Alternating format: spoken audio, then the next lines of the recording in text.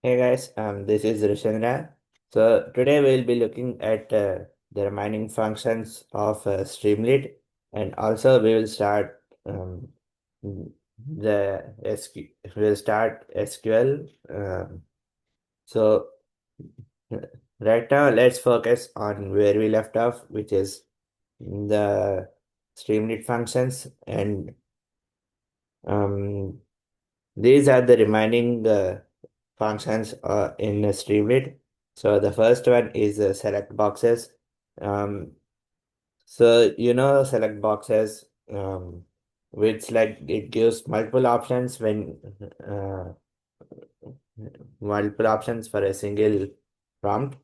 And next one is the radio option. So unlike select boxes, radio option gives like it's like for only two options, so it's like either one or a zero. So it's binary options. So it's like one or zero, male or female, or boy or girl. So it's like it's for those options. And then check boxes. So check boxes because when every time when you go to a new website, there will be terms and conditions about the website. So uh, and after reading the terms and conditions at the end, there will be a checkbox saying I agree to those. So those are the terms and conditions. And then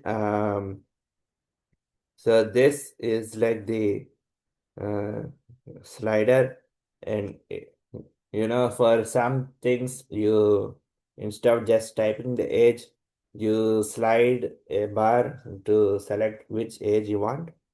So let me run the file so that you can understand which one is which. So first let me save the file. Let me save it, and then we will go to command prompt and we'll type Streamlit space run space basics.py. So this is the code to run a Streamlit function. And as you can see here, we can see the things we wanted. So like I told you, see, this is the select boxes. So you can see a selection of things, and I put Python, Java, and SQL. You can put different things in the select boxes. And then see, this is the radio buttons. So the radio, if you know a radio, so there will be like tiny little knobs for the radio. So these buttons are like the knobs for the radio. So you just click on them, and then this is the I agree button. You just click it. So this is the checkbox.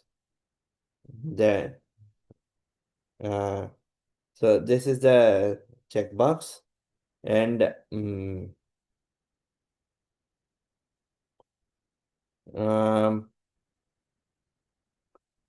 and also this is the slider bar. So you just slide from here to there, and this is the image option. So when you go here, there will be an image option, and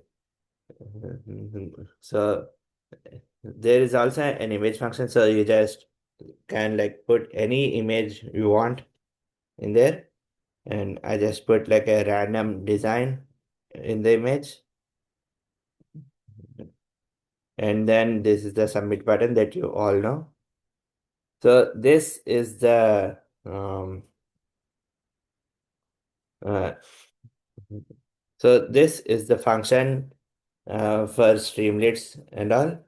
And now we will look into um, SQL. So um, I know most of you know SQL, the databases, and all the things related to them. But I'll just give a simple brief discussions about SQL so that you will know the SQL just like a theory or maybe a definition. So SQL stands for structured query language. So SQL is a language that is used for storing data, retrieving data, update data, delete and deleting data, and also organizing data into tables. So you can think of SQL as like a digital filing cabinet. So, mm, so why do we use SQL? So, without the problems that will be caused without SQL is law.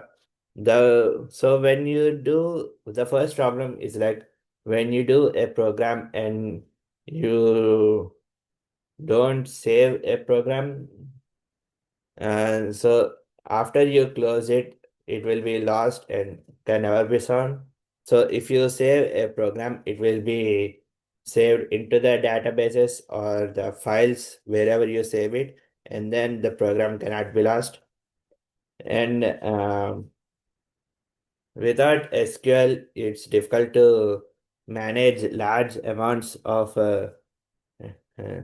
data, and without SQL, it is also hard to search. So, mm, you can say that SQL is mainly for uh,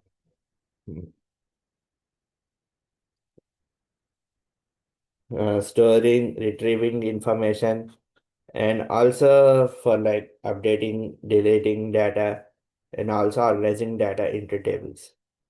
Now, there are many SQL databases, but the three common databases are SQLite, which is built into Python and best for learning, and also no information required, no installation required. The next one is MySQL.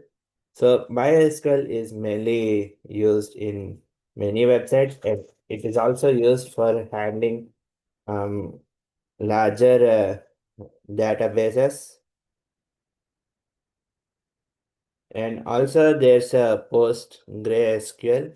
So this is a like an enterprise level SQL, and it is also very powerful. So now let's look at the SQL terminology, like what does SQL contain. So first, SQL contains databases, a container for holding tables, and a table for storing the data in rows and columns. And columns. And there are and you can actually use SQL in Python. So there's a module called SQLite 3. So SQLite 3 is used as a like connector between SQL and SQL database, connector between Python and SQL database. So in before starting a SQL in before starting an SQL program in Python, you have to first create a database, and um, you can also, and after that you have to type import SQL Lite 3. And that's all for today, and I will show you the connection of. I will show you how to create database and how to create database connection, and also creating a connection between Python and SQL. And I will also show you some of the examples about how to create a table, inserting data, inserting deleting data, or multiple um, or inserting multiple records, or reading data, and all of those. And I will tell you all of that tomorrow. So yep, that's it for today. So yeah, take care. I'll see you tomorrow.